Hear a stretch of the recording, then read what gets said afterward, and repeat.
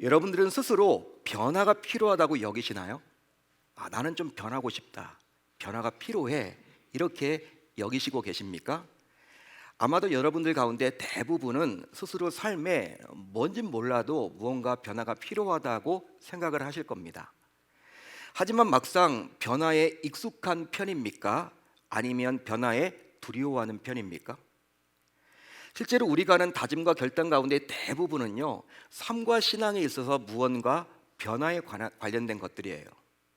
변화에 관련된 것들이죠. 잘 한번 생각을 해보자고요. 자, 그만큼 변화는 우리의 일상과 뗄래야 뗄 수가 없습니다. 자, 그래서일까요? 제가 인터넷을 검색을 해봤더니 변화와 관련된 단어가 무려 93개가 나왔어요. 93개. 93개가 검색이 됩니다. 또 뜻풀이의 변화를 사용하는 단어가 무려 291개 정도가 나와요. 심지어 여러분 사자성어 있죠? 우리가 고사성어 보통 4글자로 된 사자성어를 우리가 많이 듣곤 하는데 이 변화에 관련된 사자성어가 무려 48개나 된다는 거예요. 자, 그러게 계속해서 변화를 위한 어떤 기대와 노력이 쉼없이 이루어지고 있다라고 감히 말할 수 있겠죠. 자, 그렇다면 변화란 과연 뭘까요? 여러분들은 변화가 무엇이라고 생각을 하십니까? 변화는 사물의 모양이나 성질이 바뀌어 달라진 것을 말합니다. 따라서 변화는 가시적이든 불가시적이든 이전 것에서 다른 것으로 새롭게 되는 것을 말하는 거예요. 자, 그런즉 이제 이 말씀을 듣는 여러분들 가운데 특히 예수님을 하나님으로 믿고 고백하는 신자인 여러분들 모두 변화에 대한 어떤 갈망과 열정과 소망이 있다면 오늘 살펴볼 바울의 권면을 통해서 해결받을 수 있기를 바랍니다.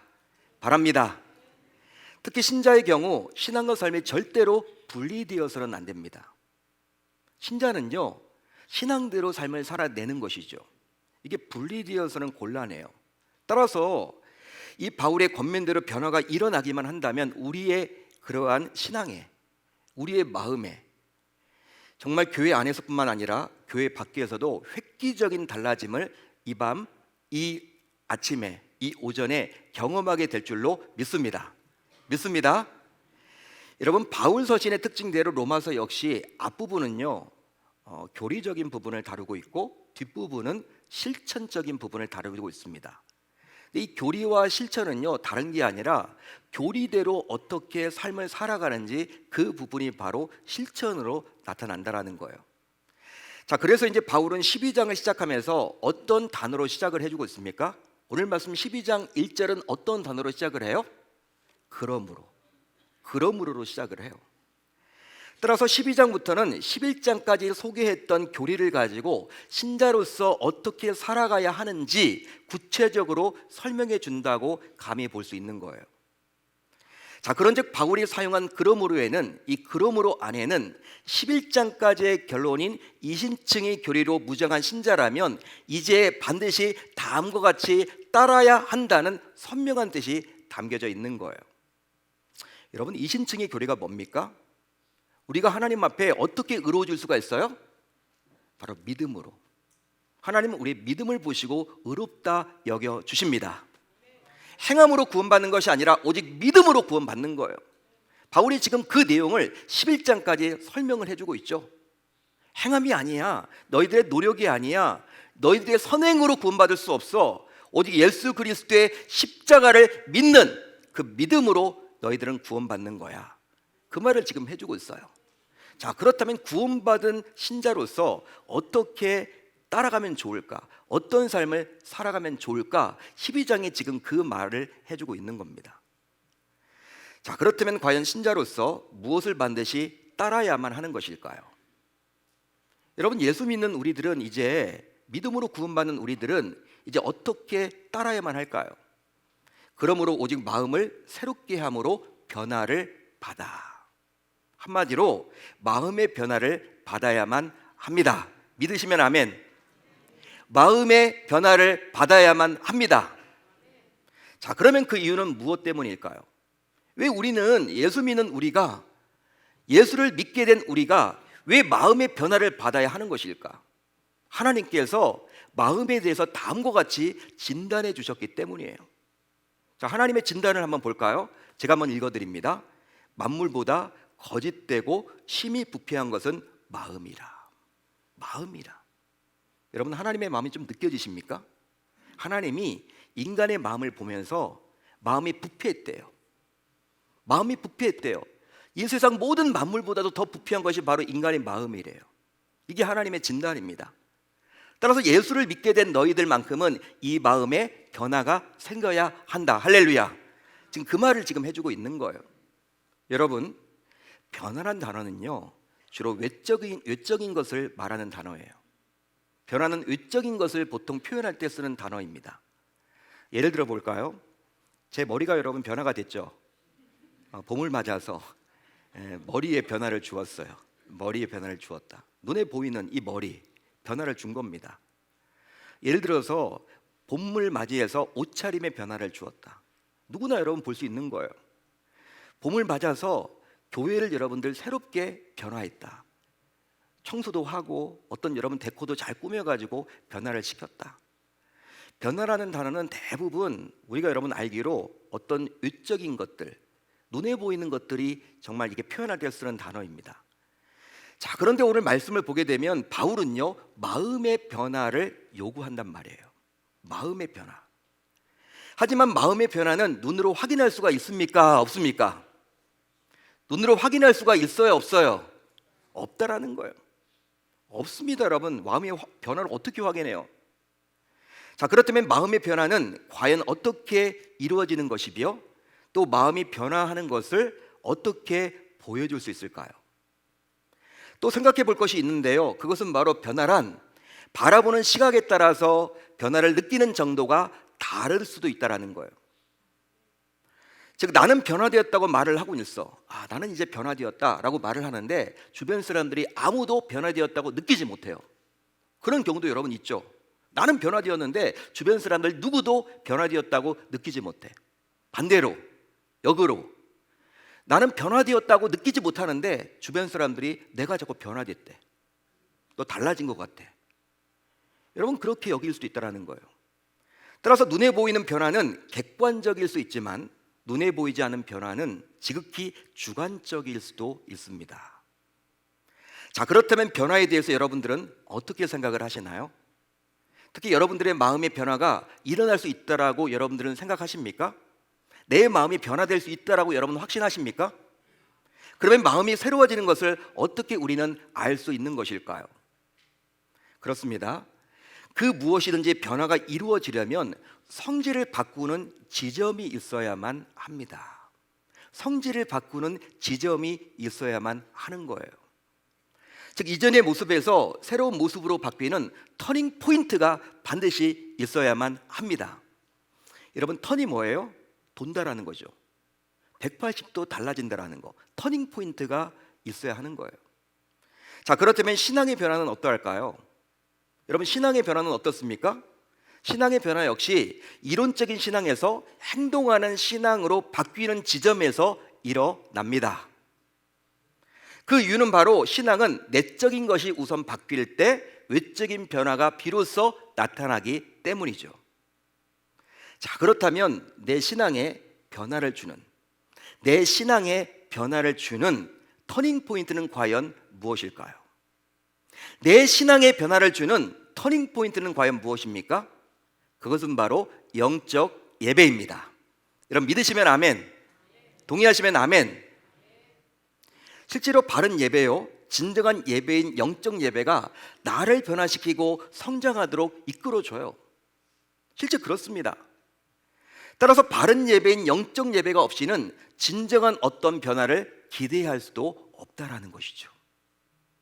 솔직히 자신이 변화되었다면서 여러 교회를 다니면서 여러 성도님들에게 간증하는 분들이 있어요. 간증하는 분들이 있습니다, 여러분. 실제 그렇습니다.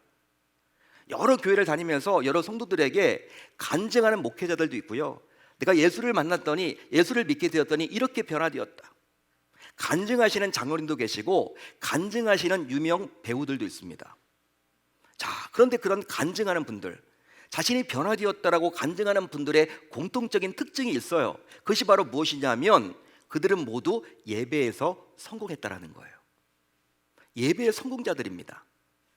자, 그러기에 예배를 소홀히 하고 중요하게 여기지도 않는데 어떤 진정한 변화가 일어날 수는 결단코 없는 것이죠.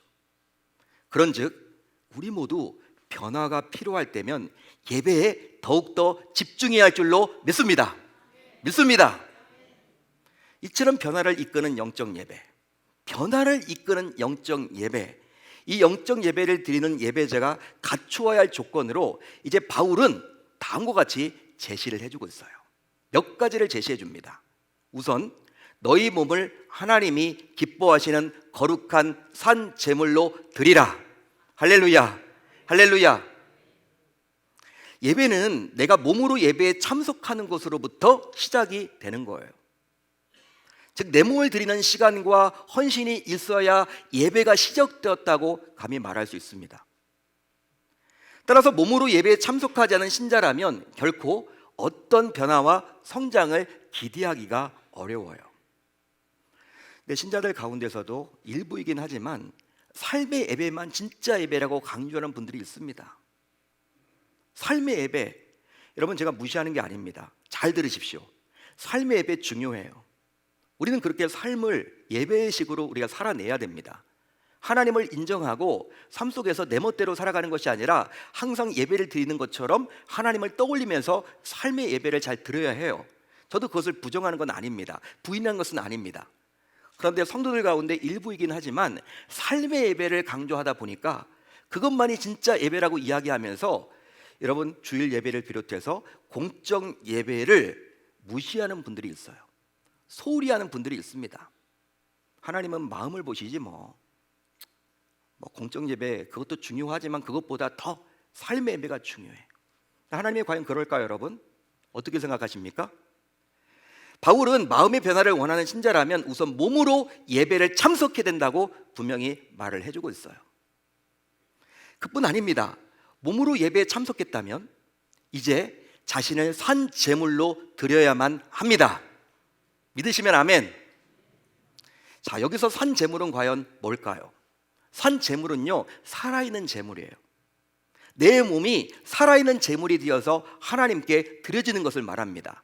산 제물은 과연 뭘까요? 이것은 바로 무엇이냐면 예배자로서의 적극적인 태도, 자세를 말하는 것입니다. 그러기에 헌신하는 예배자로 자신을 드릴 수 있어야만 하는 것이죠. 그런데 신자들 가운데서 일부는요, 지극히 수동적인 자세로 마지못해서 예배에 참여하는 분들도 있어요. 여러분 주일이 되었기 때문에 습관적으로 타성에 절어서 그냥 나와서 예배 드리는 분들도 있고요. 마치 영화관에서 우리가 팝콘을 먹으면서 영화를 보듯이 지극히 수동적인 자세로 앉아서 그냥 예배 드리는 분들도 있습니다. 그렇지만 바울은 수동적인 자세에서 벗어나서 보다 적극적인 자세로 예배를 드려야 한다라고 강조를 해주고 있죠. 그리해서 내 몸이 하나님을 기쁘시게 할 수 있도록 모든 것에 최선을 다하는 헌신의 예배가 이루어질 때 마음의 변화가 드디어 일어나게 됩니다. 할렐루야, 할렐루야. 실제로 신자인 우리는 어떤 봉사를 할 때 주로 헌신 이야기를 참 많이 하죠. 여러분 어떤 봉사자에게 헌신 여러분 이야기를 참 많이 한다. 참 헌신하신다. 참 우리 찬양대로 헌신하신다. 이런 이야기를 많이 들으실 거예요. 그렇지만 여러분 우리가 어떤 봉사자들에게만 이 헌신이라는 단어를 사용하시는 것이 아니라 하나님께서는 우리가 드리는 이 예배에도 우리가 헌신적으로 예배하도록 촉구하십니다. 여러분 예배를 우리가 헌신적으로 드려야 한다는 거예요.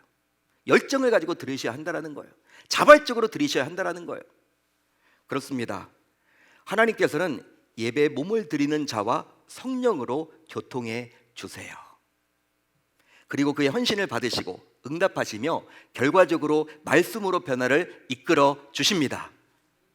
그런즉 하나님께서는 온몸으로 예배를 드림으로 예배에 헌신한 자의 마음에 변화를 주신다는 사실을 이제 모두 기억해야 할 줄로 믿습니다. 믿습니다. 다음으로 이 세대를 본받지 말라. 이 세대를 본받지 말라. 할렐루야. 자, 여러분, 이 세대는 과연 뭘 말하는 것일까요? 이 세대는요, 이 세태를 말하는 것입니다. 이 세태, 이 세대는 과연 뭘 말하는 것일까요? 한마디로 요즘 유행하는 세상 풍조를 말합니다. 세상 풍조. 자, 그렇다면 왜 바울은 예배자에게 이런 뜬금없는 요구를 하고 있는 것일까요? 예배와 세상 풍조와 무슨 연관이 있다고 예배자에게, 영적 예배를 드리고자 몸부림치는 예배자에게 왜 세상 풍조를 따르지 말라고 이야기를 하고 있는 것일까? 다소 여러분 뜬금없지 않습니까? 그 이유는 바로 하나님께서 몸으로 예배를 드린 자에게 변화를 위한 동력을 주신단 말이에요. 그런데 만약 예배자가 세상 풍조와 짝을 잡고 해서 짝짓고 살아감으로 말미암아 변화를 위한 동력이 모두 사라질 수도 있기 때문에 그것을 염려한 나머지 지금 하나님께서는 세상 풍조와 짝하지 말라고, 세상 풍조를 따르지 말라고 그 말을 해주고 있는 거예요. 여러분, 세상 풍조와 짝을 하게 되면요, 하나님께서 우리에게 변화를 위한 에너지, 이 동력을 주신단 말이에요. 우리가 몸으로 예배를 드릴 때 여기서 여러분 밖으로 나갑니다. 밖에 나가서 자꾸 세상과 짝을 지어 살아가면 어떤 변화가 나타날까요? 나타날 리가 없겠죠. 하나님은 그것을 염려한 나머지 우리들에게 이 세대를 따르지 말라고 말을 해주고 있는 거예요.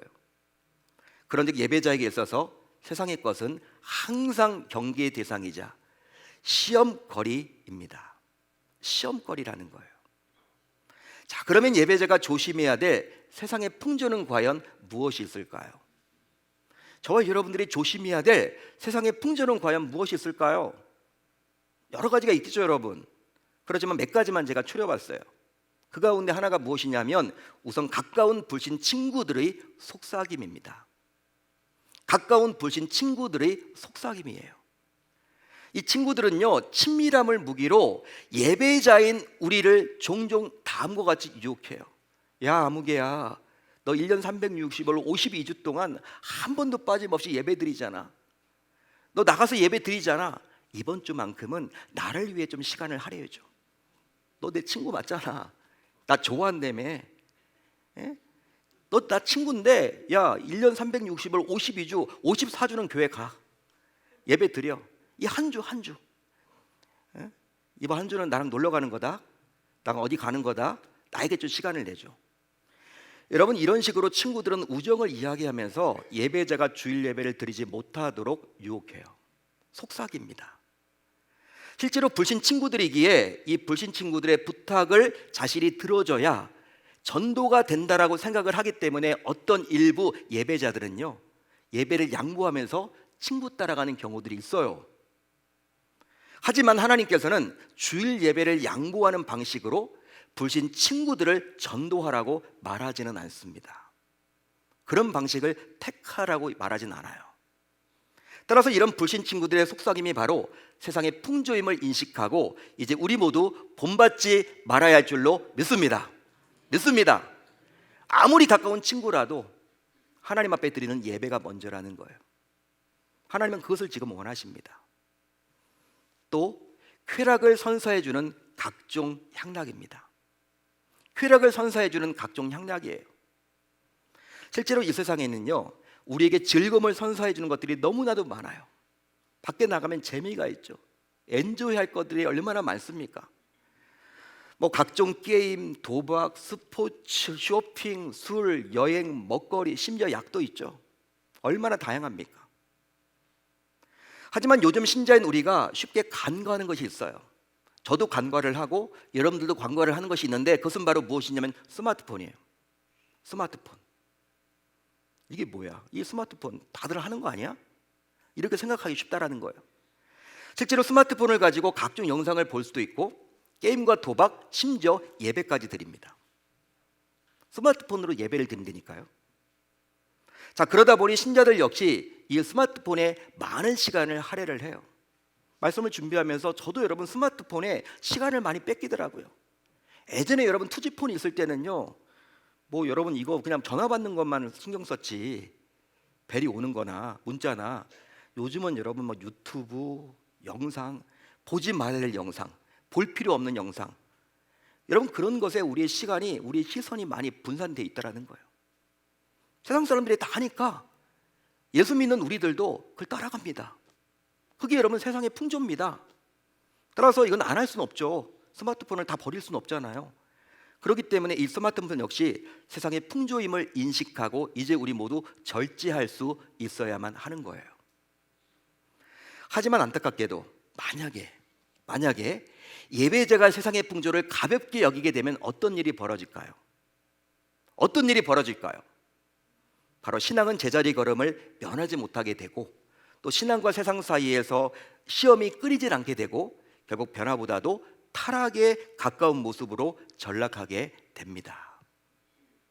그러기에 예배자라면 반드시 이 세상의 풍조를 조심해야 할 줄로 믿습니다.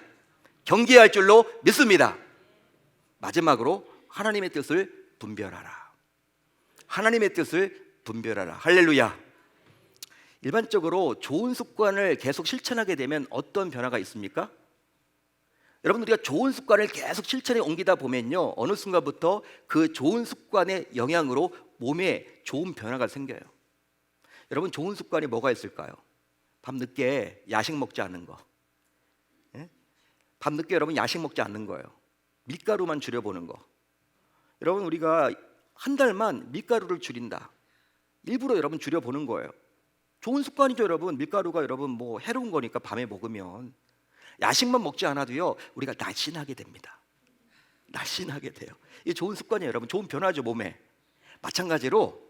마찬가지로 예배자가 계속 하나님께서 원하시고 기뻐하는 것이 과연 무엇인지를 찾으려고 끊임없이 몸부림치고 노력하게 되면 정말 놀랍게도 하나님의 마음을 온전히 알게 되어서 결과적으로 예배자의 마음에도 변화가 일어나게 됩니다. 그런즉 변화를 원하는 예배자라면 반드시 하나님께 집중해야 할 줄로 믿습니다. 자, 그렇다면 하나님께서 원하시고 기뻐하시는 뜻은 과연 뭐가 있을까요? 하나님이 원하시고 기뻐하시는 뜻은 과연 뭐가 있을까요? 이걸 우리가 분별해야 되는데, 하나님의 말씀인 성경을 토대로 살펴볼 때 저는 세 가지를 발견했어요. 무엇이 있을까? 우선 계속해서 복음이 전파되는 것입니다. 또 한 가지, 그리스도의 사랑을 끝없이 나누는 거예요. 마지막으로 무엇일까요? 그리스도처럼 용서하고 화목하는 것입니다. 할렐루야. 여러분, 지금까지 살펴봤듯이 이제부터 예배자인 우리 모두 바울이 제시한 예배자로서 갖추어야 할 이 세 가지 조건에 집중하기만 한다면 결국 마음의 변화가 생기게 될 줄로 믿습니다. 그뿐 아니라 내가 변화되었음을 모든 주변 사람들이 알게 되리라 확신해요. 여러분, 왜 그럴까요? 내가 마음의 변화가 생기면요, 이제 행동으로 변화가 되기 때문에 행동은 눈에 보이는 거잖아요. 주변 사람들이 진짜 변했다 알게 된다는 것이죠. 사랑하는 성도 여러분, 지금 나는 변화되고 있습니까? 지금 나는 변화가 되고 있나요?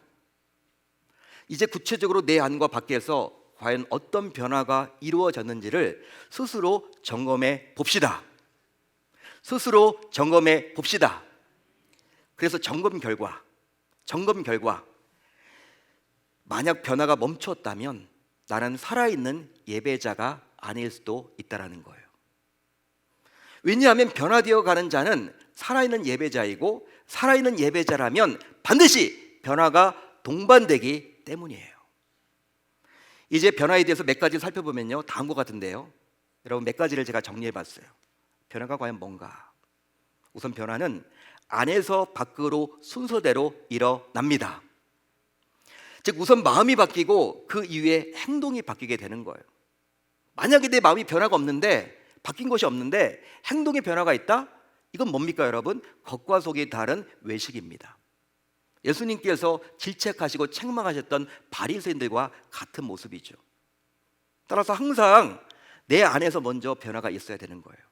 마음의 변화가 먼저입니다. 또 변화가 일어나면 그 사실을 숨기거나 감출 수가 없게 돼요. 진짜 그래요, 여러분.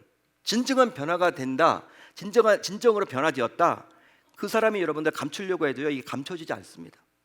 얼굴로부터 다 드러나고요, 말로부터 다 드러나고 생각으로부터 다 드러나고 행동으로부터 다 드러나기 때문에 감출 수가 없는 거예요. 거기에 더하여 변화는 주변에 긍정적이고 복음적인 결과를 심겨주죠. 그러기에 신자인 우리에게 있어서 변화는 하나님의 부르심을 받는 그날까지 지속되어야 할 줄로 믿습니다. 한 번 변화되었다고 끝나는 것이 아니라 예수 믿는 우리들은 천국 가는 그날까지, 하나님의 부르심을 받는 그날까지 마음이 항상 새롭게 되어서 변화를 받아야 하는 거예요. 그런즉 지금은 우리 모두에게 변화가 절실히 필요한 때입니다. 즉 내일로 변화를 미뤄서는 안 된다는 거예요. 실제로 내일로 변화를 미루는 것은요, 이게 무엇과 같은 거냐면 마치 살을 빼기 위해서 오늘부터 운동해야 되는데 내일부터 운동하겠다 하는 것과 마찬가지라는 거예요. 변화는 여러분 지금 당장 우리가 변화가 일어나야 되는 거예요. 내일로 미루지 마십시오. 그런즉 그 어느 때보다도 지금 당장 예배에 집중할 수 있어야만 하겠죠. 따라서 이제 신자인 우리 모두 영적 예배를 드리기로 결단해 봅시다. 그러기 위해서 예배를 드리는 우리의 태도를 바꾸어야만 하겠죠. 예배 드리는 우리의 태도, 자세를 한번 점검해 봐서 바꿔야만 합니다. 즉 예배를 참여했다고 해서 예배를 드렸다고 자부해서는 곤란해요. 여러분 어떻게 이렇게 이 자리에 나와서 예배를 드리게 되었나요? 여러분 자발적이십니까? 아니면 가정의 평화를 위해서 나오셨습니까? 딱 두 분이 웃고 계시는데, 여러분 가정의 평화는 아니고 자발적으로 우리가 예배를 드려야 하는 것이죠. 하나님의 자녀라면. 오히려 하나님과 진정으로 교통하는 영으로 우리 모두 예배를 드려야만 합니다. 즉 영적 예배를 우리 모두 드릴 수 있어야만 하는 거예요. 또 우리 모두 말씀을 붙잡기로 결단해 봅시다. 그러기 위해서 말씀이 들려져야 합니다. 여러분 하나님의 말씀이 들려져야만 하겠죠. 그리고 이제 들은 말씀대로 헌신하도록 노력해 보자고요. 그런즉 오늘 주신 말씀은, 지금 듣게 된 이 말씀은 하나님께서 나를 변화시키려는 이 하나님의 뜻이 있고 의도임을 우리 모두 기억합시다. 여러분 지금 저와 여러분들은 예수 그리스도의 십자가 순환과 부활을 앞둔 시기를 보내고 있습니다. 기독신자에게 있어서 1년 365일 52주 모두 나름의 의미가 있겠지만 특별히 예수 그리스도의 순환과 부활을 앞둔 이 시즌, 이 기간은 그 어떤 시즌보다도 중요한 거예요. 중요합니다 여러분. 그래서 보통 사순절이다 이런 이야기 여러분 들어보셨을 거예요. 이제 다음 주일은 예수님께서 십자가에 달려 죽고자 예루살렘에 입성하신 것을 기념하는 종료주일입니다. 그리고 한 주간 우리는 고난주간을 보내게 되겠고, 그리고 부활의 아침, 영광스러운 부활주일을 맞이하게 될 거예요. 그뿐 아니라 하나님께서 나와 가족 공동체를 회복하고자 내일 저녁부터 수요일 저녁까지 총 5번의 집회인 충교의 부흥회를 허락해 주셨어요. 하나님이 해주신 겁니다. 따라서 분주함 속에서도, 바쁜 그런 삶 속에서도 우리가 분주하다는 거, 바쁘다라는 거 하나님이 모르지 않습니다. 다 알고 계시죠. 분주함이 있지만, 바쁨이 있지만 변화해서 달라지고 싶은 열망이 있고 갈증이 있고 갈망이 있다면 이번 모든 예배에 참여해 보겠다라고 목표를 세워보시기를 바랍니다. 한마디로 도전해 보자는 거예요. 여러분 실제 목표를 세워놓고 우리가 차근차근 하루하루 나오는 것하고 목표 자체를 아예 세워놓지도 않고 될 대로 되라, 아예 여러분 관심을 끄는 것, 결론이 여러분 차이가 나겠죠. 결과가 차이가 큽니다. 마음가짐이 달라지기 때문에 차이가 커요. 그런즉 내일 저녁 부흥 집회부터 시작해서 부활주일까지 이어지는 매번의 예배를 통해서, 매번의 집회를 통해서 변화를 주시는 하나님의 놀라운 선물을 우리 모두 진심으로 맛봐야 할 줄 우리 주님의 이름으로 축원합니다. 그렇게 살아보겠다라고 결단하고 다짐하는 저와 여러분들이 다 되실 수 있기를 바랍니다. 바울이 여러분 마음에 집중을 해보자고요. 사도 바울은 너희들 예수 믿지, 이제 믿음으로 구원 받는 거야. 구원 받으려면 행함이 있는 믿음이 돼야 되는데 그 행동은 마음의 변화로부터 시작되는 거야. 마음의 변화를 지금 이야기하고 있습니다. 그 마음이 변화되려면 영적 예배를 드려야 되는 영적 예배자가 돼야 돼. 그리고 세상 풍조를 따르면 안 돼. 그리고 하나님이 기뻐하시는 일들을 분별할 줄 알아야 해. 이 세 가지를 말해주고 있다는 거예요. 저와 여러분들, 특별히 우리들 가운데 마음이 변화되어서, 새롭게 마음이 되어서 항상 어느 순간마다 이 마음이 새롭게 됨으로 말미암아 행함 있는 믿음의 사람으로 다 우리 주님에게 인정받고 사랑받는 저와 여러분들이 다 되셨으면 좋겠습니다. 그래서 주변 사람들이 야, 누구누구는 예수 믿더니 진짜 달라졌어, 진짜 변화가 있어. 여러분, 그래서 자동적으로 우리가 나가서 전도지를 돌리지 않아도 자동적으로 전도가 되는 그런 놀라운 역사를 이번 봄에 맛보는 저와 여러분들이 다 되셨으면 좋겠어요. 그렇게 해서 하겠다라고 결단하고 다짐하는 저와 여러분들이 다 되실 수 있기를 바랍니다.